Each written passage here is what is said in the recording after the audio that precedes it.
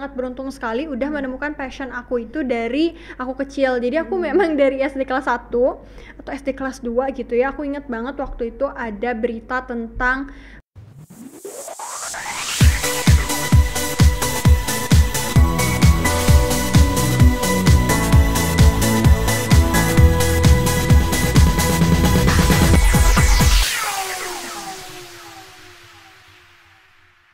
Assalamualaikum warahmatullahi wabarakatuh. Halo Sobat Jubal, kembali lagi di Jubal Inspiratif yang selalu menghadirkan tokoh-tokoh yang sangat menginspirasi. Hari ini bersama saya, Kaira Raisya Putri, dan kita sudah kedatangan nih tamu spesial kita hari ini. Kita sapa dulu yuk. Halo kakak, boleh Halo. kakak perkenalan dulu dan sapa teman-teman yang lagi nonton kita nih. Halo semuanya, perkenalkan aku Ayasha, alumni dari SMA 17 Graverless. Wah, Graverless angkatannya.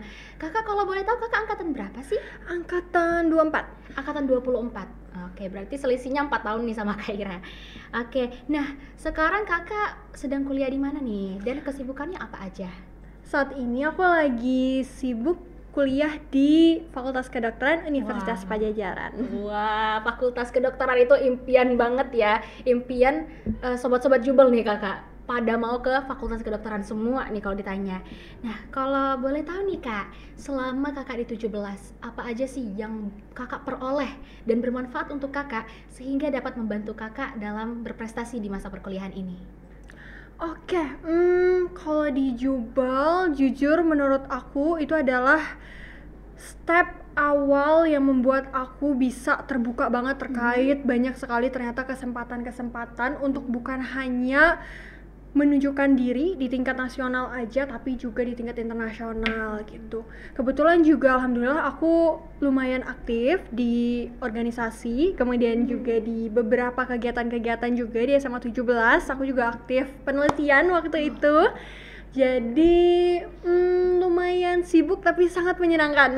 Sibuk tapi menyenangkan. Iya. Berarti karena sangat menikmati ya. Jadi meskipun capek, tapi nggak pengen berhenti bawaannya. Pengen Iya. cari lagi, pengen sibuk-sibuk lagi. Aduh keren banget kakak ini ya. Oke deh. Tadi Kaira juga udah sempet kepo ini IG kakak yang udah banyak banget pengikutnya. Dan Kaira juga udah lihat banyak banget prestasi yang udah kakak raih sejauh ini. Keren sekali kakak. Nah, apa aja sih boleh dong kakak sharing sama kita? Apa aja prestasi yang udah kakak raih nih di masa kuliah? Kemarin kan udah nih SMA. Boleh dong kakak sharing-sharing prestasi kakak sekarang apa aja nih?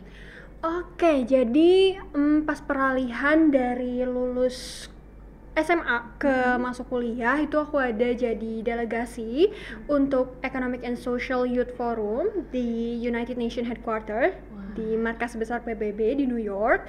Terus juga aku ada ikut salah satu program dari IFS, Changemaker Program ke University of Pennsylvania. Itu alhamdulillah dapat full scholarship dari British Petroleum. Kemudian juga aku jadi delegasi accredited member dari United Nations Major Group for Children and Youth buat High Level Political Forum. Terus aku juga sempat jadi 29 Youth Assembly Ambassador. Wow. Sama pas kuliah aku masih tetap aktif di lomba penelitian. Alhamdulillah aku pernah dapat juara 1 esai ilmiah nasional pas tahun 2024 kemarin. Terus juga jadi speaker di World Water Forum sama di Asia Pacific Regional Convening, dan dapat lagi untuk ketiga kalinya jadi delegasi Youth Scholar, dapat beasiswa full dari ARO, Asia Pacific Research and Resource Center for Women, untuk jadi delegasi mereka dan speaker side event buat Summit of the Future di markas besar PBB juga di New York. Udah itu semua kan? Boleh apresiasi dulu sobat Jubel. Nggak bisa berhenti dari tadi aku kirain bakal ini stop ini. Ternyata lanjut lagi, masih ada lagi prestasinya. Oh udah ini kayaknya ini udah. Ternyata masih ada lagi. Seluar biasa itu ya kakak, banyak banget. Berarti kakak sangat banyak sekali kesibukan kakak ya. Lumayan. Nah, wah luar biasa sekali kak. Nah kalau boleh tahu nih kak, dari banyak sekali aktivitas kakak, apa sih motivasi terbesar kakak sehingga kakak bisa mengikuti banyak sekali aktivitas itu? Motivasinya apa ya? Jujur kalau dari aku sendiri mungkin kalau waktu SMA itu motivasinya adalah kepengen meraih prestasi sebanyak-banyaknya untuk nanti supaya bisa masuk ke tempat kuliah yang bagus, juga di jurusan yang aku kepengen, karena kan dulu tuh kayak apa ya, dari lingkungan tuh juga sering ada yang bilang kayak oh kalau masuk kedokteran itu bakalan susah banget gitu ya, bakalan kayak aduh ketat banget persaingannya. Jadi aku dulu tuh kayak paranoid sendiri gitu loh, jadi aku harus jadi yang paling terbaik, aku harus jadi bener-bener banyak banget achievementnya supaya nanti aku bisa masuk ke kedokteran gitu. Tapi kalau untuk sekarang mungkin gimana ya, kayak karena udah lumayan terbiasa, karena dari dulu kan SD, SMP, SMA kayak sibuk mulu gitu ya, kayak banyak banget yang dikerjain. Jadi pas kuliah terus pas waktu masih hanya fokus ke akademik, kayak apa ya, kayak ada yang kurang aja gitu. Jadi akhirnya ya udah deh, pengen nyoba-nyoba lagi gitu, pengen ngelanjutin lagi. Oh, jadi karena udah biasa sibuk, jadi pas udah kuliah kayak gak ada kesibukan, dicari lagi kesibukannya. Boleh dong kakak di-share, kok bisa sih kakak bisa merasa tidak mudah puas dan ingin terus mencari kesibukan? Karena biasanya untuk beberapa orang setelah meraih suatu prestasi besar, berhenti dulu, stop dulu, dan sibuk mengapresiasi prestasi yang kemarin, sedangkan kakak terus mengejar prestasi yang lain yang baru-baru lagi. Oke, kalau dari aku sendiri, jujur aku melihat alhamdulillah semakin dari aku dapat banyak opportunity, kesempatan gitu ya, kayak forum-forum ataupun acara-acara, aku ketemu sama banyak banget anak-anak muda lainnya yang hebat-hebat banget. Jadi kayak aku merasa wah, di atas langit masih ada langit, masih ada langit lagi gitu. Banyak banget yang keren-keren. Jadi akhirnya aku termotivasi terus untuk jangan berpuas diri nih, karena sebenarnya masih banyak sekali peluang-peluang yang bisa diperoleh gitu. Jadi kakak juga bukan hanya memotivasi diri sendiri saja, tapi dari kakak ketemu dengan banyak sekali orang juga membuka pandangan kakak gitu ya. Oke, keren banget kak. Oke, boleh dong kak, Kaira pengen tahu nih, kakak pernah nggak sih merasa capek atau jenuh dari banyaknya kegiatan yang sudah kakak lalui? Dan kalau pernah, gimana sih cara kakak mengatasi hal-hal tersebut? Oke, kalau dari aku sendiri tentunya jujur karena emang aku udah lumayan ambisius gitu ya, udah lumayan aktifnya itu dari aku sejak SD ke SMP gitu lagi, ke SMA gitu lagi, kuliah gitu lagi. Jadi tentunya kalau rasa jenuh, capek, terus bosan itu ada, dan kalau bisa dibilang lumayan sering lah mungkin ya, selama beberapa kali dalam 1 tahun gitu. Dan kalau dari aku sendiri, gimana cara aku ngatasinnya itu adalah yang pertama itu dari gimana persepsi aku terkait hal tersebut, sama yang kedua gimana caranya aku bisa membantu diri aku supaya lebih enjoy gitu. Jadi untuk yang pertama, gimana caranya persepsi aku, aku tuh selalu memiliki pemikiran, aku nggak tahu ini apakah some kind of toxic advice or not, tapi kalau dari aku itu adalah setiap kali aku melihat sebuah kesempatan, aku itu selalu berpikir bahwa lebih baik aku nyesel daftar terus gak dapet daripada aku nyesel gak nyoba. Jadi aku tuh bener-bener bener-bener orangnya adalah aku sangat-sangat hard on myself gitu ya, dimana pokoknya aku gak mau kehilangan sesuatu kesempatan hanya karena aku malas atau hanya karena aku nggak berani gitu. Jadi intinya adalah aku nggak tahu gimana nanti hasilnya kayak gimana, mau dapat mau enggak, yang penting adalah aku harus nyoba dulu gitu. Jadi aku bakalan nyesel kalau nggak nyoba daripada nyesel udah capek-capek gitu ya, ikutan tapi ternyata nggak menang, ya udah nggak apa-apa, itu berarti memang bukan rezeki aku. Tapi kalau aku nggak nyoba itu artinya aku udah dari awal gak berani, jadi udah pasti hasilnya itu akan gak ada gitu. Dan kalau untuk dari gimana cara aku buat diri aku lebih enjoy, tentunya adalah self reward, sama juga gimana cara mencari teman-teman atau lingkungan yang memiliki visi dan juga misi yang sama gitu. Dimana kalau untuk dari self reward biasanya aku suka banget untuk makan gitu, yang nge-snack gitu ya. Mungkin teman-teman juga ada yang suka. Aku suka banget beli cheesecake. Jadi kalau misalkan lagi aduh aku males banget belajar, aku bisa nih belajar dengan cheesecake gitu. Jadi kayak sambil makan gitu. Iya, benar. Terus kalau untuk dari lingkungan sendiri, jujur menurut aku kalau misalkan punya teman-teman yang mendukung gitu ya, atau kayak gak apa-apa nih Aisyah, kita coba lagi aja gitu, atau misalkan kayak oh aku juga lagi nyoba ini gitu, aku juga lagi berusaha ini gitu. Jadi itu karena memiliki lingkungan yang baik, positif gitu ya, jadi akhirnya itu juga bisa kebawa gitu. Jadi apa ya, kayak kalau teman-teman kita pada belajar semua, teman-teman kita pada usaha semua gitu ya, Nggak mau ketinggalan iya ya, nggak Kak? mau ketinggalan gitu. Aduh, nanti teman-teman aku bisa pada pinter semua, nanti masa aku ketinggalan sendiri gitu kan ya. Iya, jadi sih kalau dari aku biasanya 2 itu cara untuk mengatasinya. Benar sih, tapi Kaira saat ini juga lagi belajar di SMA 17 dan Kaira lihat sendiri di gimana teman-teman begitu ambisiusnya untuk meraih apa yang mereka inginkan.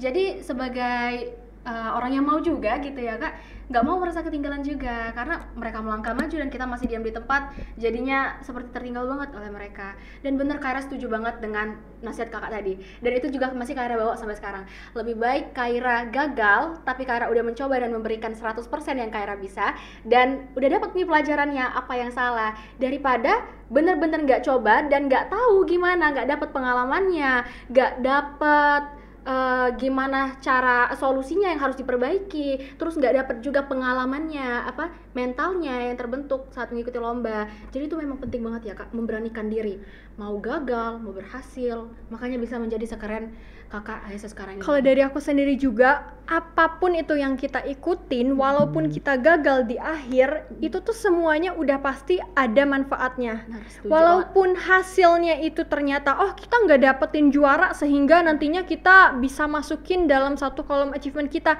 tapi dari rangkaian kita menuju ke kompetisi tersebut itu udah membentuk kita dalam banyak banget aspek gitu.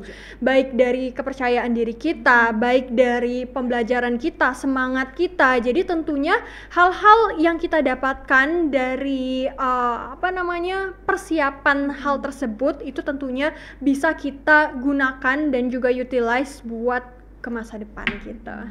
Wah, oke deh kakak, kan kakak ini lagi sibuk banget ya sekarang, apalagi mahasiswa kedokteran nih. Gimana sih cara kakak ngatur waktu organisasi, kemudian perkuliahan, terus tambah lagi mungkin kakak ikut lomba-lomba, gimana cara kakak manage waktu kakak nih?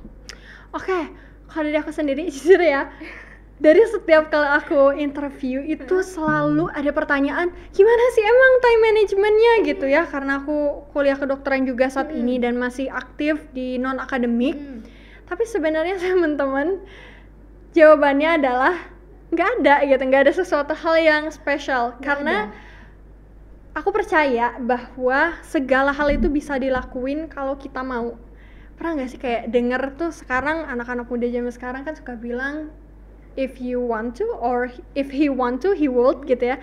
Kalau aku sih sebenarnya percaya banget hal tersebut. Kita nih kalau misalkan suka melakukan sesuatu hal, walaupun kita lagi nggak ada kegiatan, walaupun kita lagi ada banyak kegiatan gitu ya, kita tuh bakalan ngeluangin waktu atau ada aja nanti kita di sela waktu untuk ngelakuin hal tersebut. Kayak misal nih ya, aku suka banget, jujur aku suka nonton drama Korea. Kamu suka nonton drama Korea? Suka.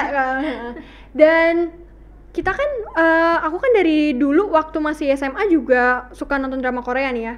Dan di Jubel kan itu lumayan termasuk padat ya, terutama pas mau masuk ke kuliah gitu. Tapi karena aku saking, aku suka banget ya nih, aku penasaran banget nih sama gimana kelanjutannya. Ada aja nanti misalkan kita sambil nunggu pengumuman, kita sambil istirahat, kita ngeliatin tuh, nonton dulu gitu kan, ya kan. Nah jadi asalkan kita ada kemauan yang kuat, udah pasti nanti kita itu bisa nyelipin hal tersebut di sebuah waktu-waktu gitu, sehingga alhamdulillah sampai saat ini sih bisa untuk secara signifikan bagaimana aku mengatur time yang ini buat yang ini dan yang pada saat ini untuk yang ini gitu. Tapi mungkin kalau untuk dari tips secara secara agak terperinci itu paling sih cuman skala prioritas aja gitu. Tapi kalau untuk yang dari kayak kalau aku sih biasanya 1 jam belajar, 1 jam main, ada kan yang mungkin works di mereka gitu ya. Tapi kayaknya untuk beberapa orang kalau dari aku ya jujur waktu SNBT kemarin itu aku nggak ikut les sama sekali. Jadi belajar mandiri? Iya, jadi aku belajar mandiri. Kenapa? Karena aku yakin juga kalau aku ikut les, udah pasti aku bakalan nggak akan maksimal karena aku kan kegiatan di luar juga sibuk. Gimana caranya aku bisa datang ke tempat les untuk belajar. Tapi kalau misalkan aku belajar mandiri, itu aku masih inget banget. Jadi waktu aku SNBT itu tabrakan sama Economic and Social Youth Forum aku. Dan aku itu baru sampai dari Amerika ke Indonesia itu H-3 kalau nggak salah dari SNBT. Aduh. Nah, di mana jadi cara aku kayak mengambil waktu dari segala, aku harus nyiapin visa, nyiapin segala macamnya itu sebelum berangkat, terus pas balik lagi. Itu kan pesawat dari sini ke Amerika itu kan sekitar 26 jam ya. Nah, jadi aku selama di pesawat itu aku sambil ngerjain latihan soal gitu. Jadi intinya ya pokoknya kalau ada waktu luang bisa aja gitu dikerjain gitu sih. Sebenarnya juga, tapi aku nggak bilang itu mungkin works out di semua orang, aku juga nggak bilang gitu ya. Tapi kalau dari aku sendiri biasanya gitu, intinya adalah aku harus ada kemauan, aku harus yakin sama diri aku sendiri, udah pasti nanti aku akan menemukan cara untuk bisa mengerjakan hal tersebut gitu. Bener, setuju banget. Jadi apapun kendalanya, kalau memang mau dan pengen banget, pasti bakal dilakuin ya Kak ya, apapun caranya. Oke deh Kak, menurut Kakak nih, gimana sih cara menemukan passion kita yang kita sukain dan tetap konsisten untuk menjalaninya? Kayak Kakak nih udah menjadi pembicara di mana-mana dan juga berhasil alhamdulillah ya masuk ke jurusan yang Kakak inginkan. Nah, gimana sih Kak cara kita menemukan passion kita tersebut? Oke, kalau dari aku sendiri sebenarnya passion itu sebenarnya sih apa ya? Kayak bisa ditemukan atau bisa kita asah, atau kita bisa mengetahui apakah emang benar itu cocok untuk kita atau enggak, itu seiring waktu sih sebenarnya. Tapi alhamdulillah aku termasuk salah satu orang yang aku merasa sangat beruntung sekali udah menemukan passion aku itu dari aku kecil. Jadi aku memang dari SD kelas 1 atau SD kelas 2 gitu ya. Aku ingat banget waktu itu ada berita tentang pesawat Sukhoi. Terus aku ngeliat nih kan ada banyak banget dokter-dokter forensik yang waktu itu bekerja untuk kasus tersebut. Jadi aku pada waktu kelas 2 SD itu aku langsung bener-bener kayak aku kepengen jadi dokter forensik gitu. Dan alhamdulillahnya juga ternyata pas aku di SD itu aku nyoba banyak hal. Jadi ini mungkin salah satu hal tambahan lagi ya. Jadi kalau mau nemuin passion itu bisa coba aja semua hal, nanti lihat yang mana yang kamu itu ada bisa dua hal. Lihat yang mana yang kamu itu enjoy ngerjainnya, sama yang kedua kamu itu nggak butuh banyak effort untuk kerjainnya. Jadi gimana ya, kalau aku merasa bakat itu tuh kadang-kadang kalau orang itu udah punya talent, bakat atau passion gitu ya, nggak perlu berjuang yang mati-matian banget, tapi memang udah secara naturally itu kadang-kadang bisa melakukan hal tersebut gitu. Contohnya itu adalah aku melihat pas lagi aku SD itu aku ikutin semua SD SMP itu kayak olimpiade matematika, fisika, biologi gitu. Kalau aku olimpiade matematika sama fisika itu bener-bener aku harus belajarnya yang kayak sebulan sebelumnya, 2 bulan sebelumnya, yang bener-bener kayak intens banget itu karena aku susah ngertinya gitu. Jujur kalau matematika aduh susah banget gitu ngertinya. Tapi kalau aku olimpiade biologi itu anehnya gak tahu kenapa aku merasa bahwa istilah-istilah yang unik-unik itu tadi itu tuh mudah banget diingetnya. Jadi kayak aku bahkan sekali baca pun ngerti, tahu gitu. Jadi aku nggak butuh sampai begadang lama-lama gitu untuk aku bisa mendapatkan hasil yang bagus gitu. Nah dari situ teman-teman mungkin bisa nih ngelihat dari kalian mendapatkan banyak pengalaman dari berbagai macam cabang tadi. Kalian lihat yang mana yang kalian enjoy sama kalian memang mempunyai bakat di situ. Nah nanti kalian bisa kembangin lagi, kalian ikutin terus tuh itu. Nah dari aku SMA itu baru aku lumayan spesifik. Jadi aku udah nggak ikut-ikut lagi yang menurut aku itu ini kayaknya bukan aku deh gitu kan. Jadi aku fokusnya pas SMA itu aku langsung ikut OSN biologi. Terus aku juga waktu itu ada dikenalin sama penelitian sama Memwit, terus aku jadi ketua dari Kirana. Waktu itu pernah jadi ketua Kirana, salah satu organisasi gitu, klub gitu ya, ekskul di SMA 17. Pas aku buat penelitian nih seru juga gitu ya, ini kayak kombinasi antara aku berinovasi, kreativitas sama olimpiade biologi aku gitu ya, hal-hal yang ada di situ. Jadi akhirnya ya udah deh aku kepengen pursue ini gitu. Dan ternyata alhamdulillah hasilnya itu baik gitu.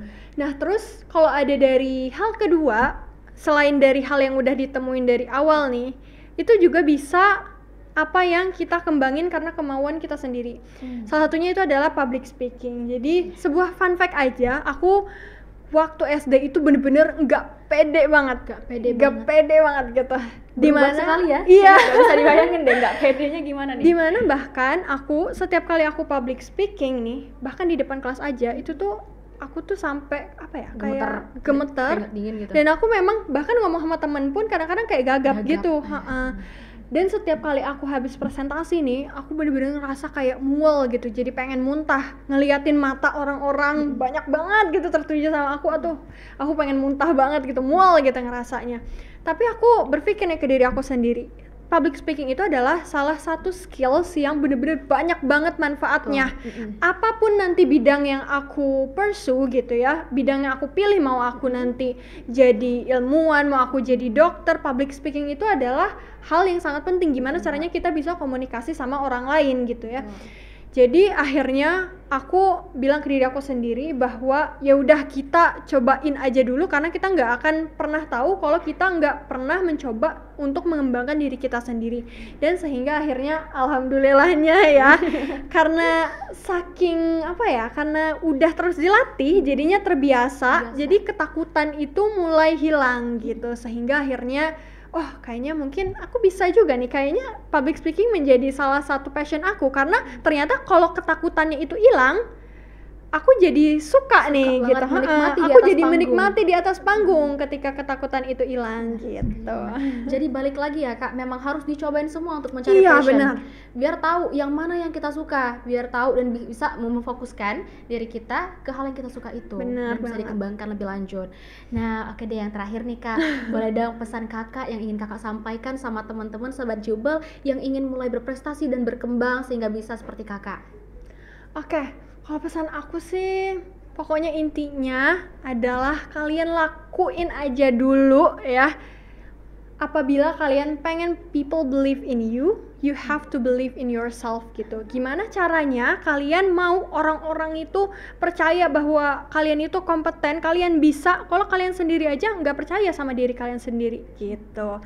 Dari aku sih itu. Oke, jadi mau orang percaya sama kita dulu nih yang percaya sama diri kita sendiri. Bener banget. Penting banget percaya diri berarti ya Kak ya. Bener banget, penting. Nggak bisa membandingkan diri kita sama orang lain, karena ya seperti tadi passionnya beda-beda juga setiap orang, nggak bisa dibandingin satu sama lain. Bahkan kalau kita ketemu yang lebih dari kita, daripada kita merasa insecure, lebih baik buat kita jadikan pelajaran nggak sih Kak? Bener, karena ada satu hal lagi, kalau misalkan kita itu confidence gitu ya, itu tuh menurut aku percaya diri itu adalah sebuah pilihan di mana kita itu kayak aku mau jadi percaya diri, bukan sesuatu yang kayak orang ini mah memang bawaannya percaya diri. Karena confidence itu adalah salah satu hal yang everyone will never know if it is fake or not gitu lah. Jadi yang penting itu adalah ya udah kita coba aja, kita show bahwa kita itu confidence. Yang lain gak akan pernah tahu gitu apakah kita emang bener di dalam hatinya gimana, percaya gitu. diri atau sebenarnya lagi melawan juga, takut gitu. gemeter gitu di hati. Aku juga ini lagi gemeter sebenarnya. Apalagi aku nih ketemu sama pembicara yang luar biasa sekali, udah kemana-mana. Aduh keren banget, seneng banget Kak bisa ngobrol sama Kakak, sharing sama Kakak banyak banget, dan terutama Kakak bisa memotivasi teman-teman Sobat Jubel dan juga aku. Makasih banyak Kak Ayesha. Oke deh kalau gitu Sobat Jubel, sampai sini dulu Jubel Inspiratif pada hari ini. Belajar bersama, maju untuk semua, kita pasti bisa. Wassalamualaikum warahmatullahi wabarakatuh. Dadah. Terima kasih banyak Kakak. Terima kasih.